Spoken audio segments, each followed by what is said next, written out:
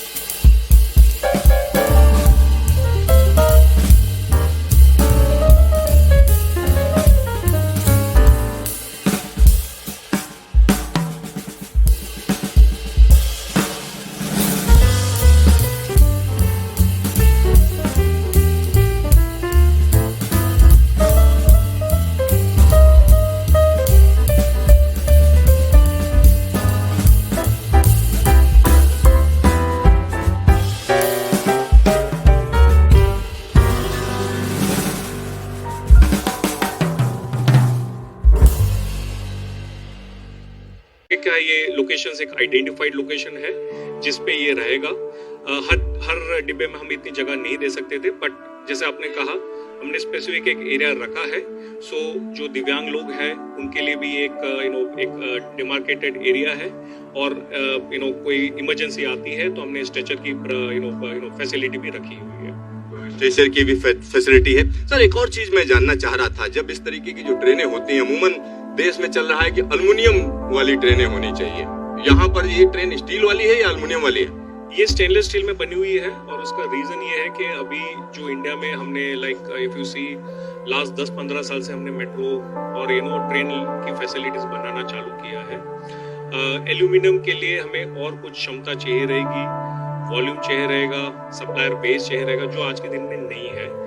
इसलिए हमने stainless steel से चालू किया है। मेन पर्पस ट्रेन का ये रहता है कि आप कैसे उसको लाइट वेट बना सकते हैं, सो दैट वो एनर्जी एफिशिएंट रहे। एनर्जी एफिशिएंसी के लिए आपके पास कई सारे तरीके होते हैं, जैसे कि आपकी जो मेन है प्रोपल्जन सिस्टम है। सो प्रोपल्जन सिस्टम को आप कितना एफिशिएंट बना सकते हैं जिससे नेट एनर्जी कंजम्पशन हो या आफ्टर रीजनरेशन वो आपका अच्छा रहे। तो वो सारी चीज हमने यहाँ पर कंसिडर की है जिससे वेट, एफिशिएंसी और पूरे सिस्टम का एक बैलेंस अप्रोच रहे। सो ये इसलिए हमने स्टेनलेस स्टील में डिजाइन की है। स्टेनलेस स्टील में डिजाइन की गई है, और साथ ही साथ आप यहाँ पर देख सकते हैं हर जगह जरूरत होती है, कोई अपना लैपटॉप चार्ज करना चाहता है या कोई हम कह सकते हैं मोबाइल चार्ज करना चाहते हैं, मोबाइल चार्जिंग पॉइंट दिए गए हैं। साथ ही साथ आप अपना सामान ऊपर रख सकते हैं। और एक और बड़ी चीज है, अगर सर हम भारतीय रेलवे से कंपेयर करें, भारतीय रेलवे भी तो 160 पे चलाती है, और आप कह रहे हो 160 सेमी हाई स्पीड और तमाम तरीके की बातें कही जा रही हैं, तो उनका कहना है हम भी तो चलाते हैं। बिल्कुल। सो उन्होंने भी अभी जैसे ट्रेन 18 डिजाइन की है, तो वो भी वही क्षमता रखती है। डिफरेंस वो है कि खाली वो ब्रॉड गेज ट्रेन है, 16 कार की ट्रेन है, बड़ी ट्रेन है, लॉन्गर डिस्टेंस के लिए बनाई गई है। सो वो भी उसी क्षमता में रखी है। इस ट्रेन का पर्पस थोड़ा ज्यादा डिफरेंट है, वो स्पेसिफिक सेगमेंट के लिए एक ग्रीनफील्ड कॉरिडोर के लिए बनाई गई है। कंफर्ट लेवल और ये सब ध्यान में रख के कुछ एडिशनल फीचर्स जो आप देख रहे हैं, जैसे आपने बताया हमने USB पोर्ट है, वाईफाई है, चार्जिंग पोर्ट्स है। सो हमने काफी जो अर्बन क्राउड है जिनको ये फैसिलिटी चाहिए, जब वो एक सिटी से दूसरी सिटी में ट्रैवल कर सकते हैं, जिसमें वो कनेक्टेड रह सकते हैं, जिसमें वो काम कर सकते हैं, एंड ओवरऑल उनकी जो जर्नी का एक्सपीरियंस है वो अच्छा रह सकता है, ना कि ट्रेन में बट ओवरऑल एक्सपीरियंस। जबकि वो स्टेशन में आते हैं, स्टेशन में बोर्ड करते हैं, डिबोर्ड करते हैं, तो वो सारा चीज यहाँ पर कंसिडर किया है जब हमने ट्रेन डिजाइन की है कि किस तरह से पैसेंजर्स इसका पूरा बेनिफिट उठा सकते हैं। एक और चीज होती है, अब ज्यादातर देशों में ये चल रहा है कि जो ट्रेन है वो बिजली से ही चल रही है, लेकिन उसका जो एनर्जी कंजम्पशन है वो कम होना चाहिए, क्योंकि सबको लग रहा है कि कहीं ना कहीं क्लाइमेट चेंज हम बढ़ा रहे हैं। तो उसके लिए कुछ सोचा है आप लोगों ने? बिल्कुल। आई थिंक ये बहुत ही इंपॉर्टेंट पैरामीटर है, बिकॉज एनर्जी कंजम्पशन जो ओवरऑल रिकरिंग या ओपेक्स कॉस्ट जो बोलते हैं उसके लिए बहुत ही इंपॉर्टेंट है। हर एक प्रोजेक्ट की वायबिलिटी, सस्टेनेबिलिटी उसके ऊपर डिपेंडेंट रहती है।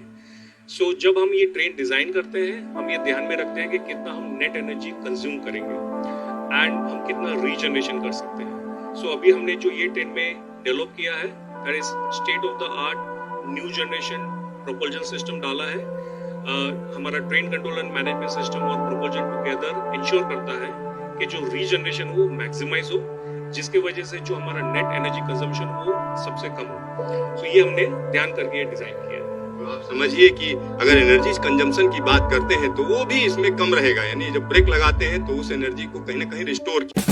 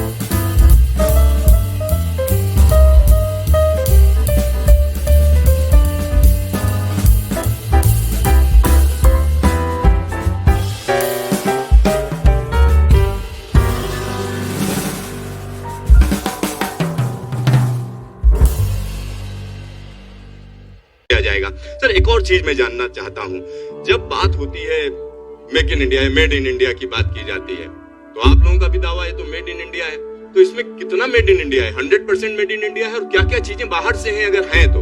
सो हमने यहाँ पर इफ यू सी हमने काफी कुछ लोकलाइज किया है। हमारा factory first of all local है, हम बोगी लोकली बनाते हैं, हम प्रोपल्शन लोकली बना रहे हैं।